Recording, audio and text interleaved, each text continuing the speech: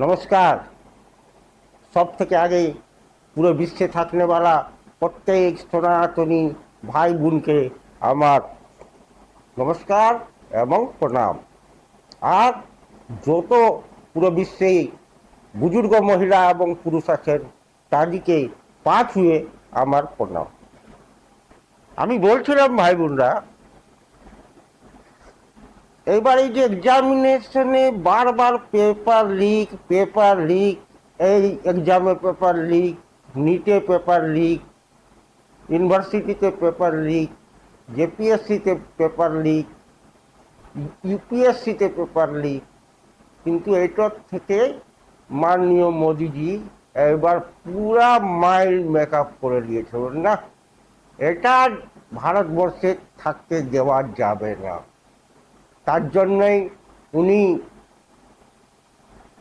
ওয়ার্ল্ডের মানা হুয়া টেকনিক্যাল এক্সপার্ট, উনি বললেন না, এবার ফুল টেকনোলজি এড করে প্রত্যেক এক্সাম নিয়ে যাবে। এবার মেন পাওয়ারের আর মানুষের ওর ভিতরে থাকার কোনো সিনে আমি রাখতে দিব না। তার জন্যই উনি রিকোয়েস্ট করলেন নন্দন কুলকর্ণী মহাশয়, যে পুরা বিশ্বের মধ্যে একটা নাম করা টেকনিক্যাল এক্সপার্ট, ওনাকে ডাকলেন, ওনার সঙ্গে কথাবার্তা করলেন এবং একটা হাই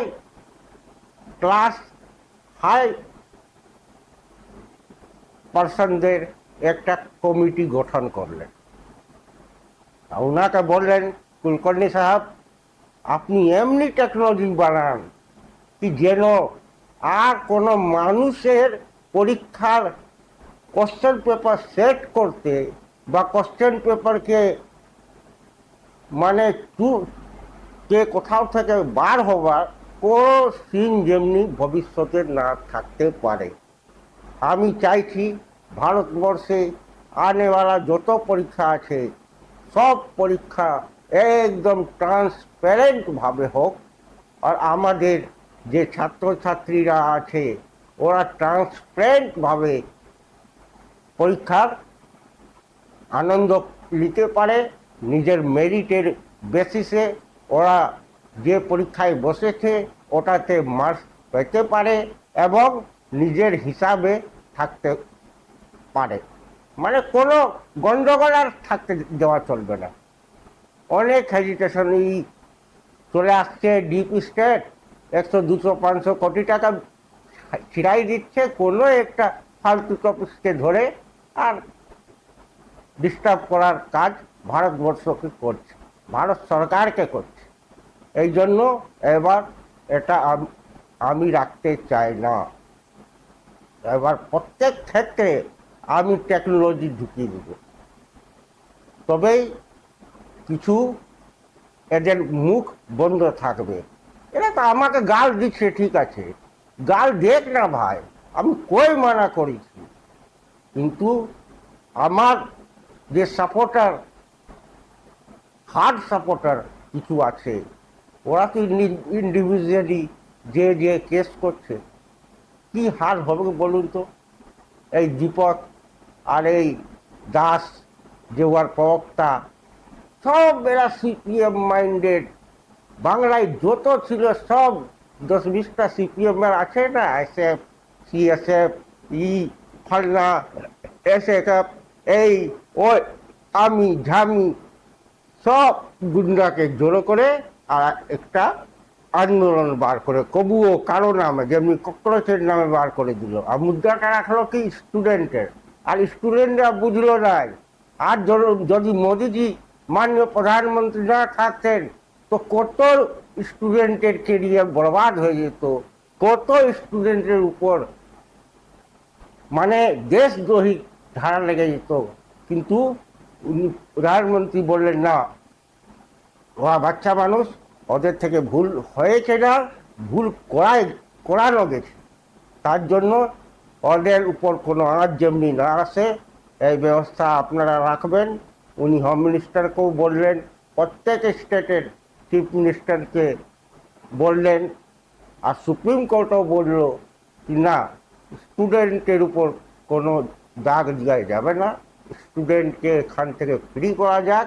আর যত ক্রিমিনাল অ্যান্টি সোশ্যাল এলিমেন্টস এই মিছিলে ঢুকেছিল, দিল্লিতে, কলকাতায়, পাটনায়, আরও অন্য অন্য জায়গায়, এদিক জন্য আমি কমিটি বানিয়ে দিচ্ছি। আপনি একটা কমিটি বানান, আমি আদেশ দিচ্ছি আপনাকে, আপনি কমিটি বানান, আর ওই কমিটি যে রেকমেন্ড করবে ওই হিসাবে ওদের সোজা আমরা দিব। এই হলো ফাইনাল কাজ। আর হয়ে গেল ককরোচ গায়েব।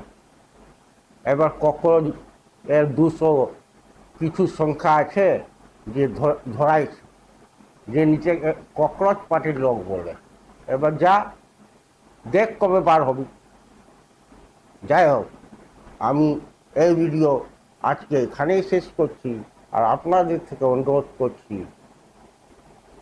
আমার ভিডিও ম্যাক্সিমাম শেয়ার করুন, সাবস্ক্রাইব করুন, লাইক করুন এবং ফলো করুন। আর আমি প্রত্যেক অভিভাবক মা বাবাকে অনুরোধ করছি কি আপনারা নিজের মেয়ে ছেলের যে স্টাডি কালচার আছে, কোথায় অনশন হচ্ছে, কোন কলেজে অনশন হচ্ছে, কোথায় অ্যাক্টিভিটি কী নেগেটিভ চলছে, ওগুলোতে ওয়াচ রাখুন। আর ওনাদিকে সবসময় ডাকবেন না, ওনাদিকে সবসময় অ্যাডভাইস করবেন, ওনাদিকে সনাতনী কালচারের সঙ্গে জড়িত করবেন।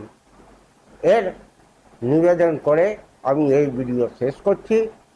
আর ভারত মাতা কি জয়, বন্দে মাতরম, জয় শ্রী রাম।